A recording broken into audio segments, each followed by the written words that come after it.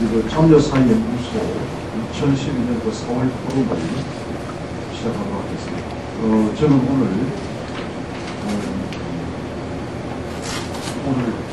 이 모임을 갖게 된 배경에 대해서 잠깐 설명을 드리고, 오늘 이 포럼의 사회는 우리 문일표 박사님께 지목해 주셨습니다. 사실 지난번 저는 이 참여사회연구소 지금 소장을 맡고 있는 서울대학교 조웅식 교수입니다.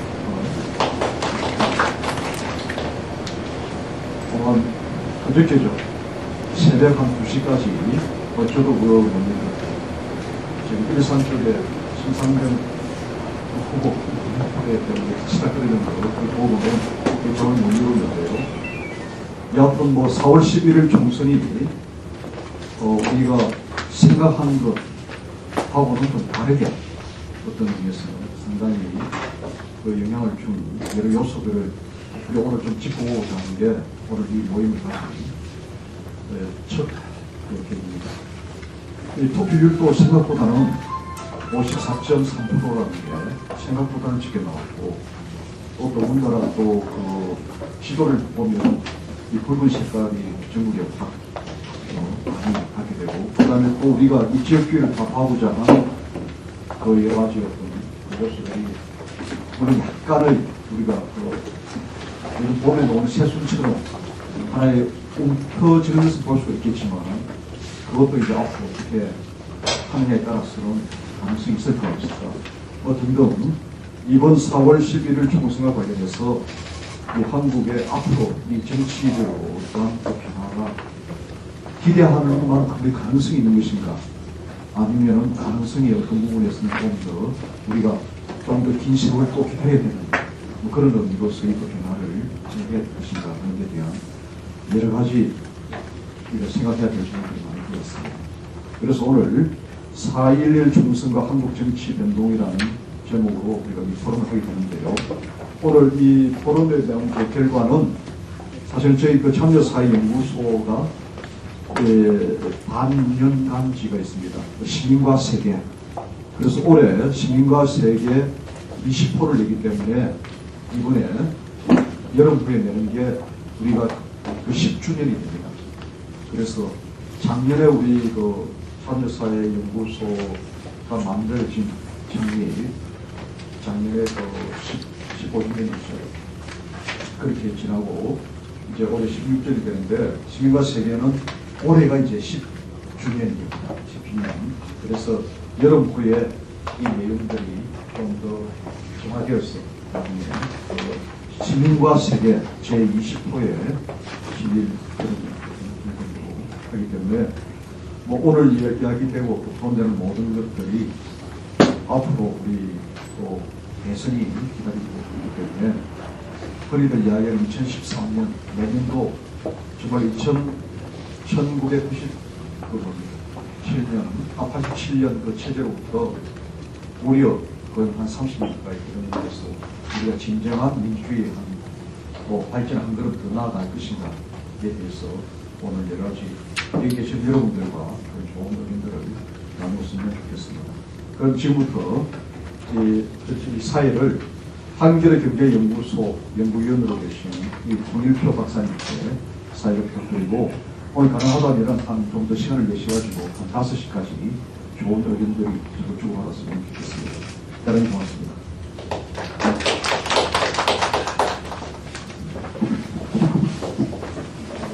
예, 반갑습니다.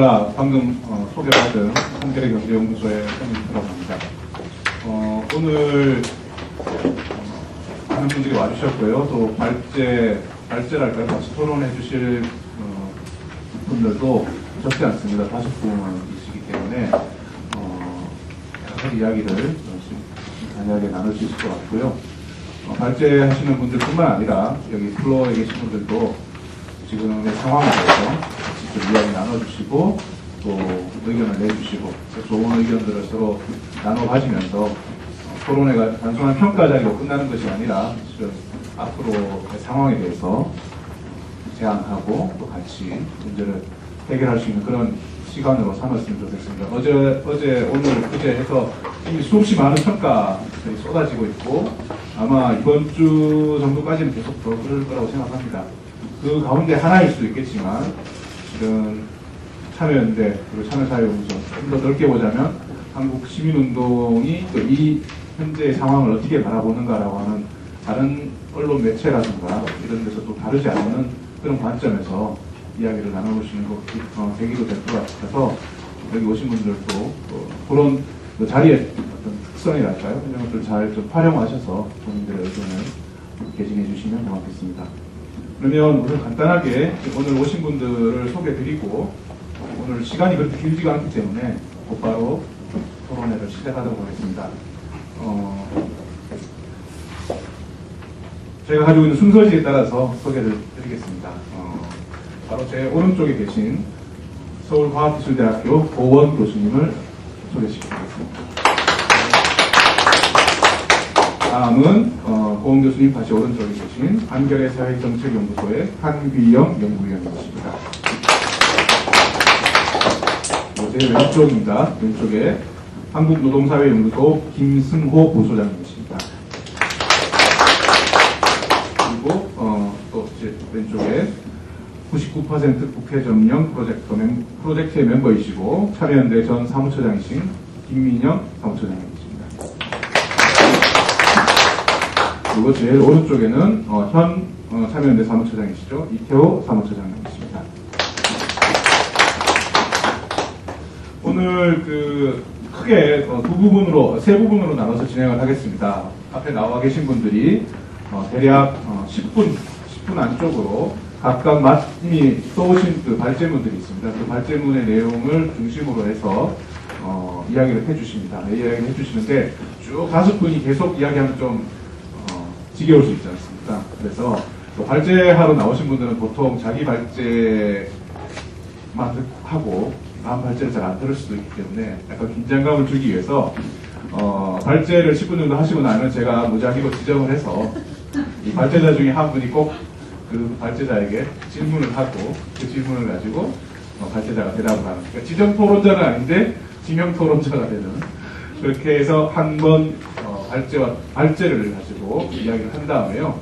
제가 약간 쉬겠습니다. 약간 쉰 다음에 제가 몇 가지 좀 준비해온 질문이 있는데 그 질문을 가지고 할지 아니면 발제하는 과정에서 나오는 내용을 가지고 할지는 좀 발제를 들어보면서 정하겠습니다만, 그래도 좀 더 추가적으로 아마 하실 말씀들이 더 있을 것 같아요. 그래서 그 내용들을 한 번 정도 더 말씀하실 수 있도록 시간을 드린 후에 앞서 말씀드린 것처럼 오늘 참석해주신 여러분들의 질문, 의견, 또 다른 제안 이런 것들을 같이 토론하고 나누는 시간을 또 한 30분 이상 갖도록 하겠습니다. 그래서 전체 지금 저희 예정된 시간은 3시간인데요. 2시부터 5시까지 잘만 하면 충분히 여러 사람이 여러 번씩 이야기를 할 수 있는 시간이라고 생각됩니다. 그래서 발제를 맡아주신 분들께서는 몇 번의 발언 기회가 더 있으니까 가능하면 첫 번째 발표 시간에 압축적으로 본인들이 준비해 오신 그 내용을 이야기해 주시면 고맙겠습니다. 지금 시간이 2시 15분, 거의 이제 예정된 시간에 맞춰서 시작을 할 것 같습니다. 10분 정도 생각을 하시고 발표 부탁드립니다. 첫 번째 발표는 바로 옆에 계신 고관 선생님께서 지금 준비된 제목은 4.11 총선 결과와 한국 정치 지형의 변화입니다. 아마 큰 틀에서 평가를 해주실 것 같은데요. 그러면 10분 정도의 시간으로 첫 번째 발표를 듣도록 하겠습니다. 그럼 큰 박수로 맞아주시기 바랍니다. 고맙습니다. 켜졌나요? 마이크? 네. 고은입니다. MB정부 4년 동안 국정에 시달리느라 힘들었는데 오늘 여기 와서 사회자의 호감에 너무 무지막지한 계신지 처음 알았습니다. 자, 조금 갑자기 오늘 아침에 제가 컨디션이 좀 떨어져서 조금 목소리가 조금 떨려요. 이해해 주시고요. 가급적 저한테 질문을 하지 않아 주셨으면 고맙겠고요. 제가 하는 발제에서 다소 이렇게 부분적으로 격한 표현이 있는 걸 양해해 주십시오. 시민과 세계인가요? 거기에 실게 되는 건가요? 거기 할 때는 조금 정화시켜서 준학술적으로 잘 쓰겠습니다. 지금 중계가 되고 있다는 정도거든요. 감사합니다. 좀 짧은 시간에 해야 되기 때문에 발제문을 좀 가볍게 읽는 식으로 좀 하겠습니다. 그럼 선거가 끝나고 나서 언론 등을 통해서 많은 지식인 전문가들이 여러 가지 날선 비판과 평가들을 쏟아내고 있습니다. 이를테면 야권이 특히 이제 민주통합당이 패배한 원인을 두고 공천을 잘못했다. 김용민 막말파 등이 안이하게 대치했다. 정권 심판용에 너무 의존했다. 이슈를 만들어낼 능력이 없었다. 정책 비전이 없이 선거에 임했다 등등 굉장히 우수한 진단들이 난무하고 있습니다. 부분적으로 다 맞는 이야기라고 생각합니다. 그러나 좀 더 정교한 초점을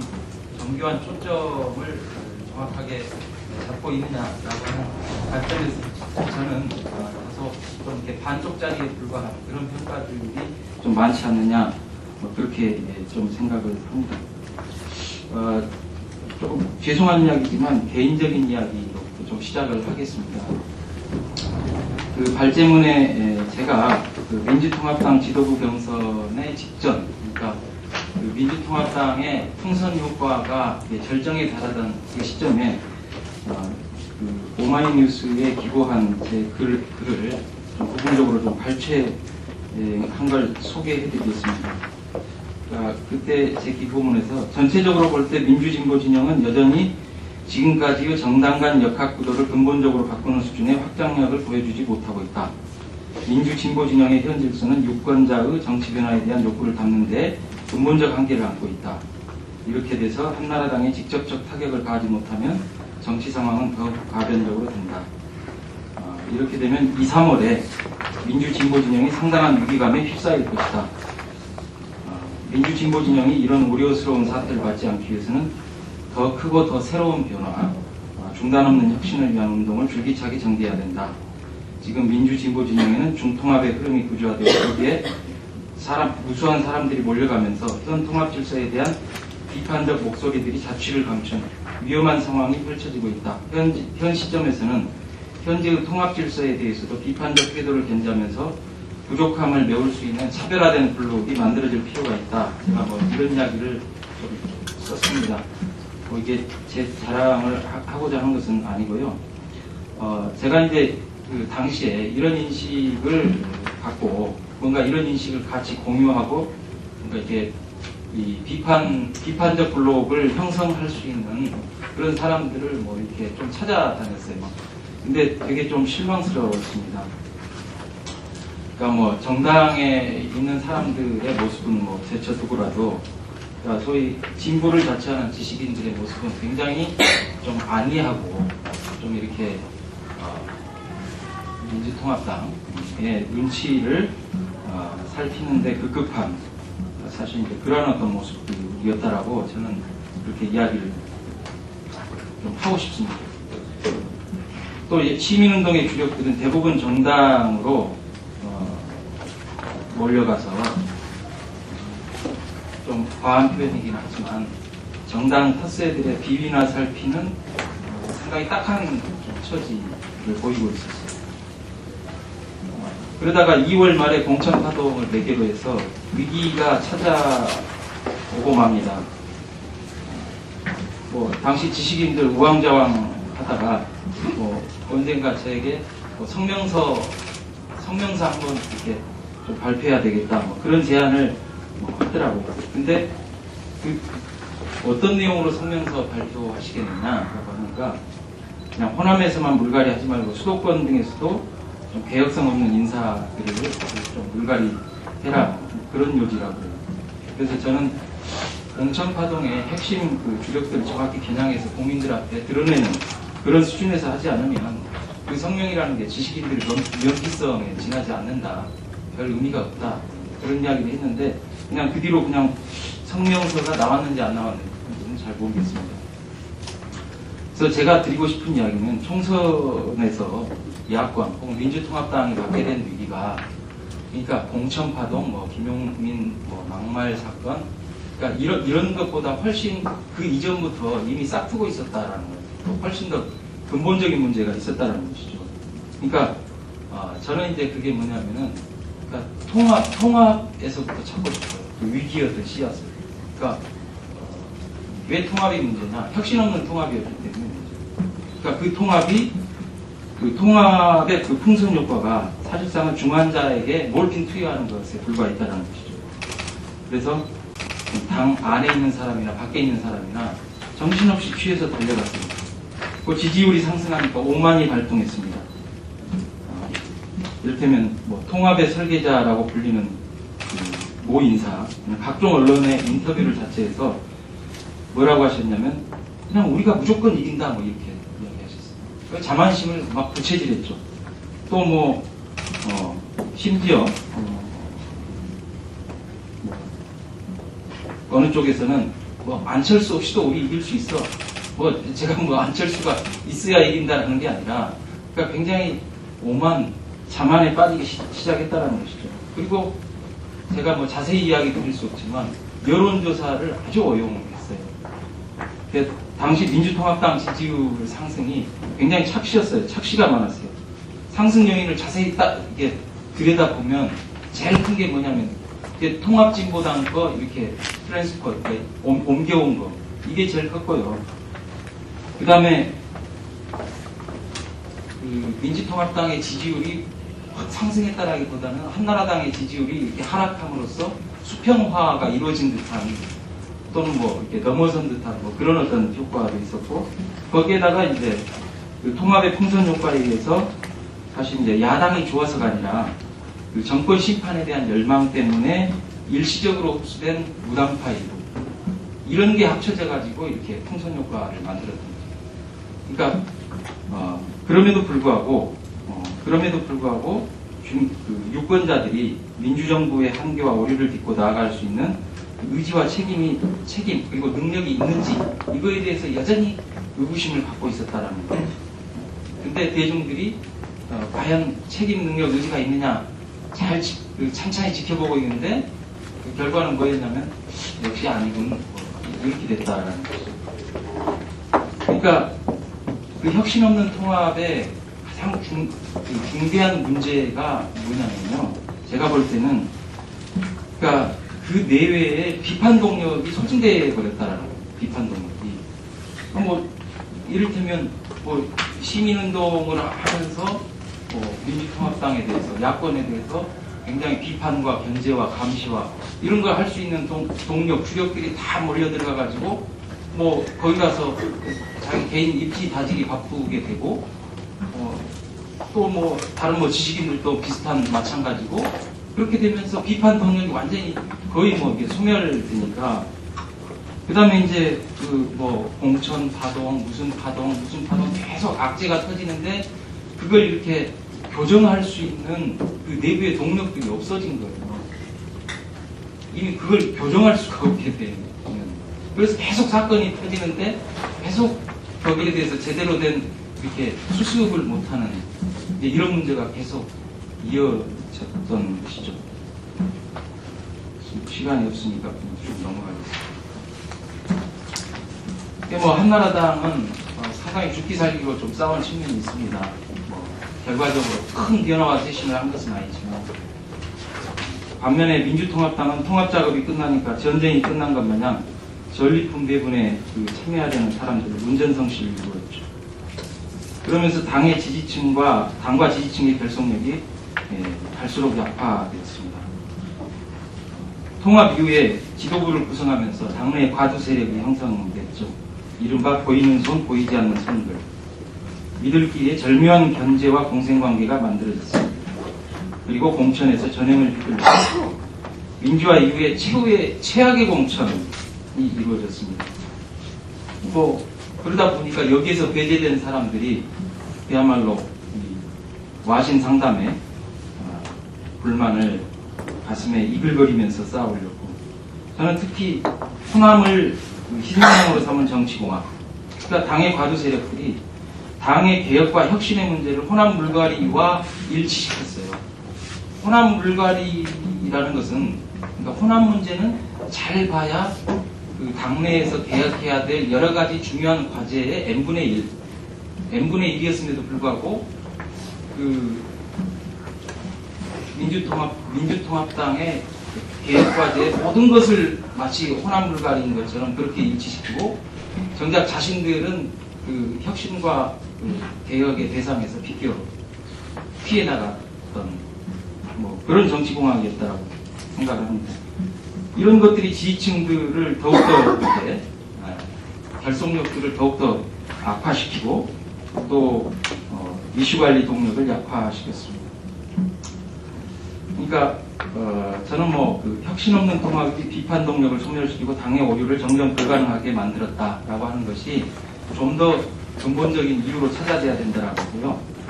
그리고 이와 함께 저는 그 소위 우리가 중요하게 평가하고 반성해야 될 굉장히 중요한 한 가지가 뭐냐면은 그 지난날 소위 혁신을 통합으로 대체하고 통합이 마치 혁신인 것처럼 눈가림했던 잘못된 노선에 대한 엄격한 평가가 시급하게 이루어져야 된다. 이를테면 빅텐트론, 야권 단일정당, 민주진보 통합정당론은 그냥 그거 뭐 결과로만 놓고 봐도, 그러니까 사실 본인들 스스로도 실현할 의사와 능력이 없는 목표를 무리하게 제시하면서 야권 진영을 혼란에 빠뜨리고 긴 시간을 허비하게 만들고, 그렇게 해서 좀 격한 표현이지만 먹튀해버린 사건.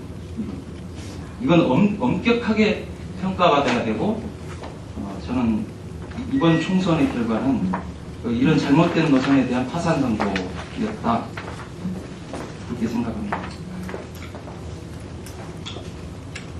그래서 이러한 어떤 혁신의 부재가 결과적으로 선거 구도의 왜곡으로 나타났고, 이번 선거에서 굉장히 중요한 문제 중에 하나가 그 이전 각종 재보선에서 작동됐던 특권 대 반특권의 구도가 실종됐다는 겁니다. 그래서 선거가 불법 사찰 파동이라는 싱글 이슈에 과도하게 의존하는 모양새가 됐습니다.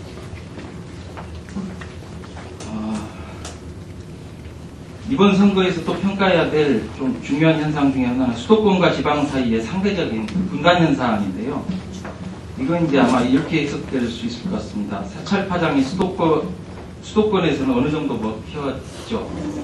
근데 이제 뭐 막말 사태, 이정희 사태 뭐 이런 게 나타나면서 뭐 상쇄를 했지만 또 사찰의 그 영향력, 사찰 사건의 영향력이라는 것도 있었기 때문에 어느 정도 이제 이게 그 심판 정서가 작동을 한 부분이 있어서 수도권에서 나름 수도권에서는 상대적으로 선전하는 그런 결과를 가져왔고요.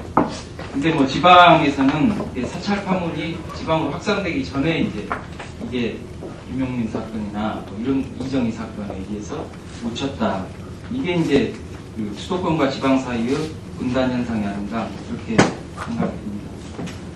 그 다음에 또 하나 여러 가지 평가 중에 조금 그 지적해야 될 부분이 뭐냐면 뭐 지금 오늘 뭐 이렇게 그 신문이나 뭐 다른 인터넷 미디어에서 이렇게 보니까 무슨 뭐 야당이 정권 심판에만 지나치게 의존했다, 뭐 정책 비전 선거가 실종됐다, 뭐 이런 평가들을 하는데 저는 일견 뭐 반쪽은 동의하면서도 반쪽은 이건 상당히 좀 위험한 평가라고 생각을 합니다. 기본적으로 그 이번 선거는 기본적으로 심판 선거가 중심축이죠. 그러니까 이 중심축을 제대로 세우는 게 중요했고요.